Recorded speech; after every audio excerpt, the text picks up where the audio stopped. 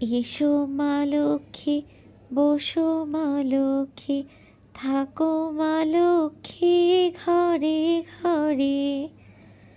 এসো মা লক্ষ্মী, বসো মা লক্ষ্মী, থাকো মা লক্ষ্মী ঘরে ঘরে।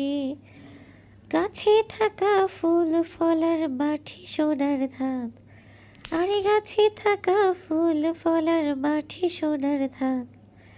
দুধে ভাতে বেঁচে থাকবা তোমারও সন্তান, দুধে ভাতে বেঁচে থাকবা তোমারও সন্তান। এসো মা লক্ষ্মী, বসো মা লক্ষ্মী, থাকো মা লক্ষ্মী ঘরে ঘরে। এসো মা লক্ষ্মী, বসো মা লক্ষ্মী, থাকো মা লক্ষ্মী ঘরে ঘরে। 2025-এর লক্ষ্মী পুজো কার কীভাবে কাটছে, আর কে কী বাসায় পুজো দিচ্ছেন?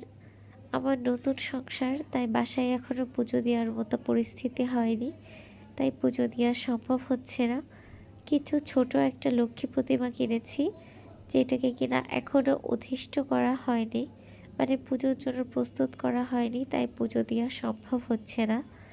তাই মানুষের পুজো দেখছি আর বসে বসে ঘরে বসে পুজোর বন্দনা করছি। তো কে কীভাবে পুজো দিচ্ছেন? আচ্ছা, আজকে পূর্ণিমা কয়টা থেকে লাগছে কেউ কি জানেন? আজকে কে বাসায় কী নিরামিষ রান্না করছেন? আর লক্ষ্মী পুজোতে কে নাড়ু বানিয়েছেন আমাকে বলতে পারেন।